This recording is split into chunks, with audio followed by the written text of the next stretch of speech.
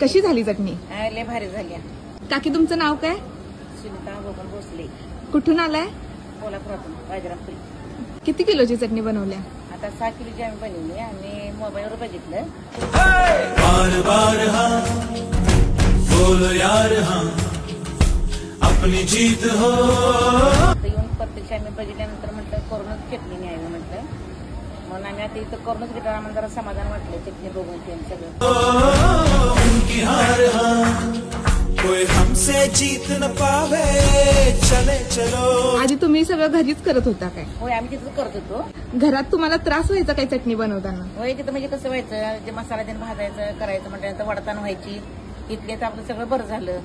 याला बोलून घे त्याला बोलून घेण्याऐवजी आपलं इथले तर सगळं आपलं करूनच मिळाले मला चटणी. चले चलो चले चलो मिट जावे जो टकरावे. किती दिवस लागत होते चटणी करायला? सगळं नीटवाट करायचं सगळं त्यांना नाही करताना असं वाटायचं की तर 4-5 दिवस जायचंच की मिरच्या वाळवायच्या. हे हिटले तर आपलं जरा चांगलं झालं. दगदग होत होती काय? होय, लय धगधग व्हायची. आता कसं वाटतंय? आता लय भारी वाटलं. कशी झाली चटणी? लय भारी झाली. आता परत मला इकडे येणार आणि चटणी करायला येणार काय पुढच्या वर्षी? येणार की पुढच्या वर्षी नाही, मी जानेवारी महिन्यात येणार. चालेल. सगळ्यांना सांगणार की मी इथं आहे म्हणून इथं घेऊन येणार की सगळ्यांनी. माझ्या मुलीसनी पण इथं सांगणार मी या म्हणून.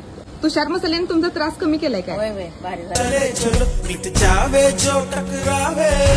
चले चलो भले घोर अंधेरा छावे. चले चलो कोई राह में ना थम जावे. चले चलो. सगळी नक्की या.